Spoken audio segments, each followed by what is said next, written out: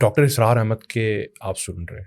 آج کل کا مطبع فکر جتنا بھی ہے ڈاکٹر اسرار احمد کو سنتا ہے اور سمجھتا ہے. اور اگر ڈاکٹر اسرار احمد کو آج کی جنریشن سنتی ہے تو کیا جس طرح ڈاکٹر اسرار احمد تھے آج کی جنریشن بھی ان کو اسی طرح سمجھ رہی ہے؟ کیا وہ ڈفرینٹ تھے اور ہم ڈفرینٹ طرح پرسیو کر رہے ہیں؟ جی دیکھیں، بات اس طرح ہے کہ ڈاکٹر اسرار احمد کو آج بھی آپ سنیں، وہ ایک خاص آڈینس کو مخاطب کرتے ہیں.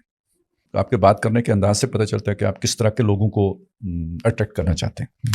تو ڈاکٹر اسرار احمد جو ہے نا، وہ جو سوچنے سمجھنے والے لوگ ہوتے ہیں نا، قطع نظر اس سے کہ وہ پڑھے لکھے ہیں یا نہیں ہیں، سوچنے والا آدمی ان پڑھ بھی ہو سکتا ہے.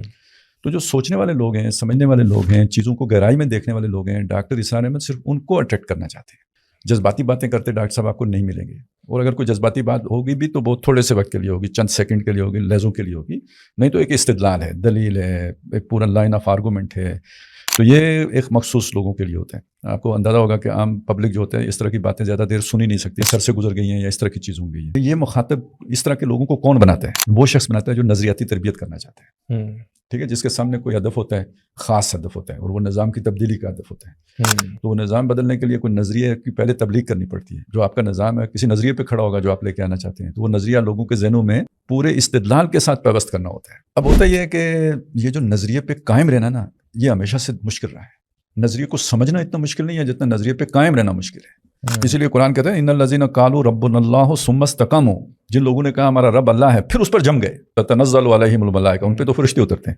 تو گویا اللہ کو پہچان لینا بھی اتنا مشکل نہیں ہوتا جتنا اس پہ جم جانا مشکل ہوتا ہے. تو یہ ایک مشکل کام ہے. لہٰذا آپ دیکھیں گے کہ بعض اوقات آدمی ایک بات سمجھنے کے بعد کچھ عرصہ چلنے کے بعد خود اس رستے کو ڈرفٹ کر جاتا ہے. اسے خود بھی بعض اوقات نہیں پتہ لگتا، وہ کھینچتا کھینچتا کسی طرف نکل جاتا ہے. اس لیے ایک دعا ہے جو سورہ آل عمران میں آئی ہے، ربنا لا تزغ قلوبنا بعد اذ ہدیتنا، اے ہمارے رب جب تو نے ہمیں ہدایت دے دی ہے تو اس کے بعد ہمارے دلوں کو ٹیڑھا نہ کر دینا. اس کا مطلب ہے ہدایت کے بعد بھی دل ٹیڑھے ہو سکتے ہیں. تو بس یہ اگر بات آپ سمجھ لینا تو ہر شخص کے ساتھ یہ مسئلہ ذاتی طور پہ پیش آ سکتا ہے کہ ایک آدمی آج سیدھا ہے کل ٹیڑھا ہو سکتا ہے. اور جب آپ چند لوگوں کو جمع کرتے ہیں، جماعت بناتے ہیں، ہم خیال لوگوں کا ایک گروہ بناتے ہیں، اس کے اندر بھی یہ بات ہو سکتی ہے کہ وہ لوگ آپ کے بعد کوئی اور رخ اختیار کر لیں، ان کی سوچ کے اندر فرق آ جائے.